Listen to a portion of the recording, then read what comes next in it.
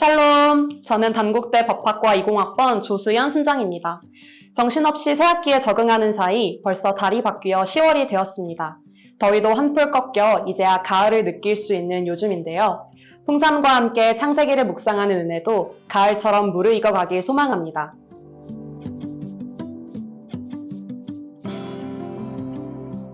오늘 본문에서 하나님은 아브라함을 통한 하나님의 계획을 말씀하십니다. 아브라함으로 인해 강대한 나라가 되고 천하 만민이 그로 말미암아 복을 받게 될 것이라며 아브라함의 후손들과도 언약을 세우시는 순간입니다. 그렇다면 왜 아브라함일까요? 그 이유가 19절에 나옵니다. 내가 그로 자식과 건속에게 명하여 여호와의 도를 지켜 의와 공도를 행하게 하려고 그를 택하였나니, 즉 아브라함을 통해 복을 받게 된다는 것은 하나님의 일방적인 축복을 넘어 여호와의 도를 지키는 것이었습니다. 이어서 하나님께서는 소돔과 고모라의 죄를 지적하십니다. 죄를 심판하시려는 하나님 앞에 아브라함은 나아갑니다. 공의로우신 하나님, 자비로우신 하나님을 믿으며 간절히 도구합니다. 노아의 홍수 속에서도 당대 의인이었던 노아의 가족들을 살려주셨는데 아브라함도 노아의 아들, 셈의 후손이라는 점이 떠오르는 순간입니다. 당시 상황 속 아브라함에게 소돔과 고모라는 세상 나라, 열방이기도 합니다. 한 성읍을 멸하리라는 무시무시한 계획을 듣고 의인의 수를 언급하며 하나님의 진노 속에 소돔과 고모라를 구원하고자 노력합니다. 간절한 기도와 그의 응답하실 하나님을 신뢰하며 그들의 구원을 위해 하나님께 매달립니다. 아브라함의 간절함이 하나님께도 보였던 것일까요? 기도할수록 아브라함이 내는 의인의 수는 점점 줄어들지만 그때마다 하나님은 그 의인의 수만 있으면 멸하지 않겠다고 하십니다.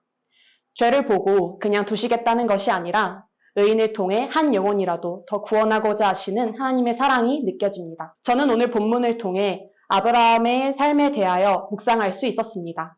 아브라함 자신과 후손들과도 언약을 세우시지만 바로 소돔과 고모라의 죄악을 심판하시려는 하나님 앞에 아브라함은 오히려 나아갑니다. 저는 아브라함의 모습이 창세기 앞부분에서 가인이 동생 아벨을 죽이고 하나님이 찾으실 때 피하는 것, 아담과 하와가 선악과를 먹고 나서 하나님 보기를 두려워하는 것과 대조된다고 생각했습니다. 의인은 하나님 마주하기를 피하지 않습니다. 오히려 가까이 나아갑니다. 죄인이지만 마음의 중심을 하나님께 두고 친밀한 관계일 때 누릴 수 있는 복이기도 한 것입니다. 거기 아브라함은 자신의 문제가 아닌 타인의 문제, 소돔과 고모라라는 이방의 문제를 가지고 하나님께 중보합니다. 저는 아브라함이 열방을 두고 중보하는 모습을 보며 다시 한번 제 기도 생활을 돌아보게 되었습니다.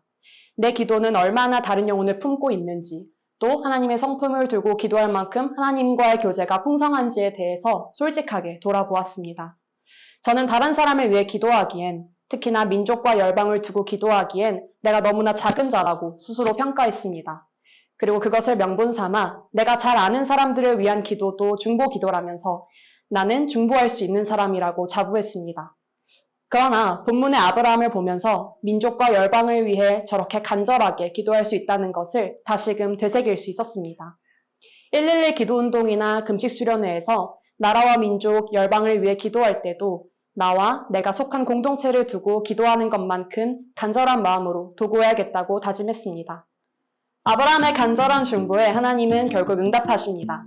하지만 결국 소돔에는 의인 10명이 없어 결국 멸망하게 되는 것이 우리가 아는 결말이기도 합니다. 우리도 아브라함처럼 민족과 열방을 위해 기도할 수 있습니다. 바로 지금이 열방과 민족을 위해 기도할 때입니다. 의인으로 살고 의인답게 살아가는 풍삼 독자들 되시길 바랍니다. 샬롬!